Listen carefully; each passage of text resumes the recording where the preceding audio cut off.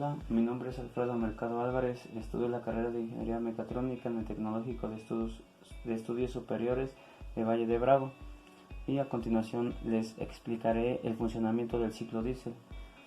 El motor diésel es un motor térmico de combustión interna alternativo en el cual el encendido de combustible se logra por la temperatura elevada que produce la compresión del aire en el interior del cilindro. Esto según el principio del ciclo de diésel. A comparación, la combustión se produce por la ignición de una chispa en el interior de la cámara. En su lugar, aprovechando las propiedades químicas del gasóleo, el aire es comprimido hasta una temperatura superior a la de la autoignición del diésel, y el combustible es inyectado a presión en este aire caliente, produciéndose la combustión de la mezcla. La relación de compresión de un motor diésel puede oscilar entre los 2 y los 24, mientras que el de gasolina puede rondar un valor de 8. Bien, para conocer su funcionamiento del ciclo diésel, les voy a explicar las etapas que este lleva. La primera etapa es la de admisión. El pistón baja con la válvula de admisión abierta, aumentando la cantidad de aire en la cámara. Esto se modela como una expansión a presión constante. En el diagrama de PV parece como una recta horizontal. Es de E a A, es una recta horizontal, lo que nos dice en el diagrama de PV. La segunda etapa es la de compresión. El pistón sube comprimiendo el aire. Dada la velocidad del proceso, se supone que en el aire no tiene posibilidad de intercambiar calor con el ambiente, por lo que el proceso es adiabático. Se modela como la curva adiabática reversible, aunque en realidad no es por la presencia de factores irreversibles como la fricción. Y la compresión en el diagrama de PV es de A a B, que es este ciclo. Lo podemos ver aquí. Compresión es admisión, compresión.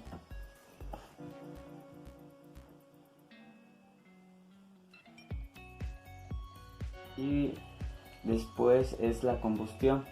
Un poco antes de que el pistón llegue a su punto más alto y continuando hasta un poco después de que empiece a bajar, el inyector introduce el combustible en la cámara. Al ser de mayor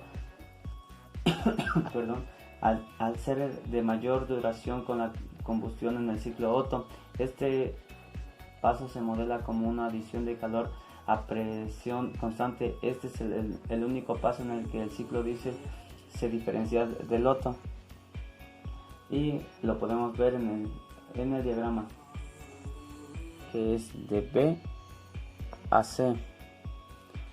Combustión, llevamos admisión, que es de E a A, compresión de A a B, compresión, combustión de B a C, combustión.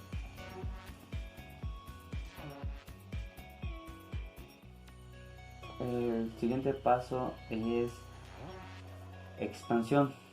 La alta temperatura del gas empuja el pistón hacia abajo, realizando trabajo sobre él. De nuevo, por ser un proceso muy rápido, se aproxima por una curva adiabática reversible, que es de C a D.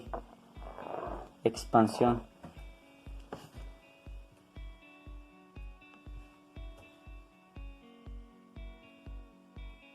Y por último tenemos la etapa de escape.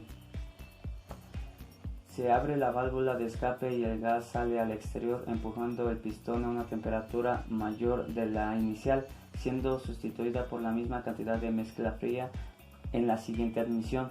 El sistema es realmente abierto, pues intercambia masa con el exterior. Y aquí está de nuevo, y se vuelve a repetir el mismo paso, que es admisión, compresión, combustión y expansión y escape. aquí tenemos un diagrama de un pistón.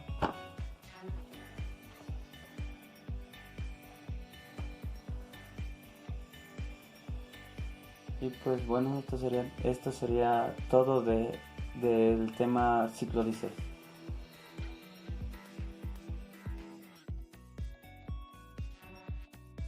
Ahora hablaremos del ciclo de refrigeración. La refrigeración es un proceso que consiste en bajar o mantener el nivel de calor de un cuerpo o un espacio, considerando que realmente el frío no existe y que debemos hablarse de mayor o menor cantidad de calor o de mayor o menor nivel térmico. Refrigerar es un proceso termodinámico en el que se extrae el calor del objeto considerado, reduciendo su nivel térmico, y se lleva a otro lugar capaz de admitir esa energía térmica sin problemas o con muy pocos problemas. Los tipos del ciclo. El modo más utilizado para el enfriamiento artificial de espacios cerrados se consigue mediante los métodos de compresión y absorción. El método de compresión es el más utilizado, puesto que el método por absorción solo se suele utilizar cuando hay una fuente de calor residual o barata. El ciclo ideal de refrigeración por compresión.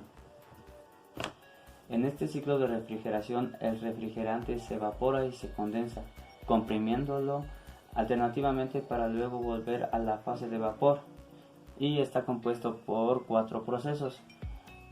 1. Compresión isentrópica en un compresor. 2. Disipación de calor a presión constante en un condensador. 3. Estrangulamiento en un dispositivo de expansión y consiguiente evaporación. 4. Absorción de calor y compresión constante en un evaporador. De acuerdo a los procesos anteriores, el refrigerante entra en el compresor en el estado 1 como vapor saturado y se comprime isentrópicamente hasta la presión del condensador. La temperatura del refrigerante aumenta durante el proceso de compresión isentrópica hasta un valor muy superior al de la temperatura del medio circundante. Después, el refrigerante entra en el condensador como vapor sobrecalentado en el estado 2 y sale como el líquido saturado en el estado 3, como resultado de la disipación de calor hacia el entorno. El ciclo real de refrigeración por compresión de vapor difiere de una idea debido a situaciones irreversibles que ocurren en varios componentes. Dos fuentes comunes son de fricción del fluido a la transferencia de calor hacia o desde los alrededores.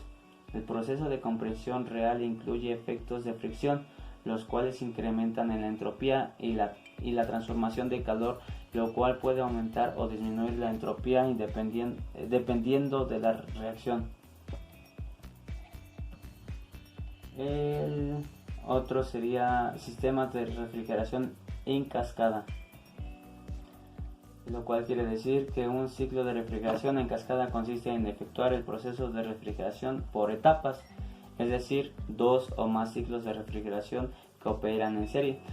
En un ciclo de refrigeración de 2 etapas, los ciclos se conectan por medio de un intercambio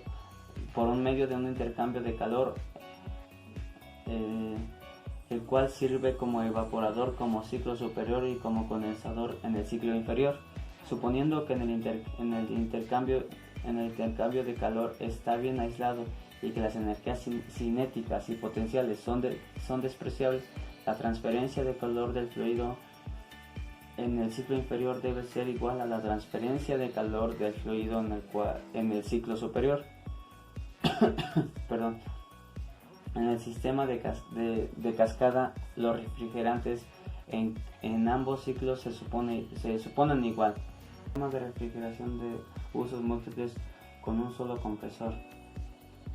Algunas aplicaciones requieren refrigeración a más de una temperatura.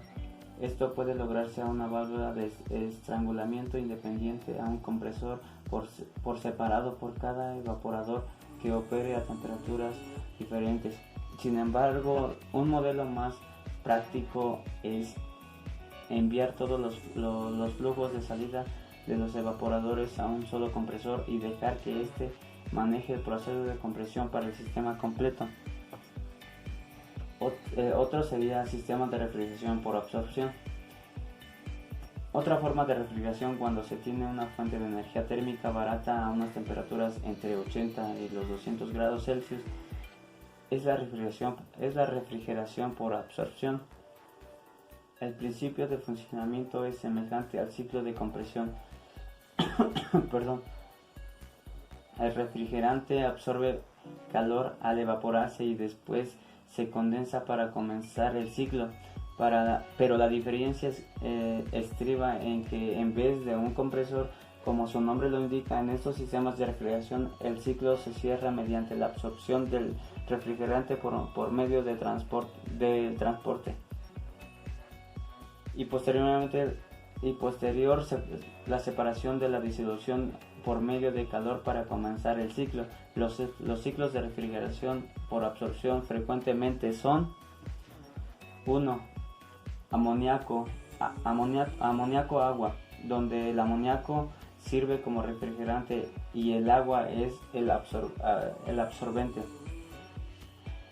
Agua-bromuro de litio, donde el agua sirve como refrigerante y el bromuro de litio como absorbente, siendo en este sistema en el que mejor rendimiento tiene, aunque tiene el inconveniente de que no puede funcionar a menos de 0 grados Celsius, temperatura de congelación del agua del refrigerante, lo cual no absorbe para los sistemas de refrigeración de espacios habitados. Y bien, algunas de las aplicaciones del ciclo de refrigeración es la climatización, la conservación de alimentos, los procesos industriales, la criogénesis, los motores de combustión interna, máquinas, herramientas y aparatos electrónicos, y entre otros. Hasta aquí es el ciclo de refrigeración. De mi parte sería todo y muchas gracias.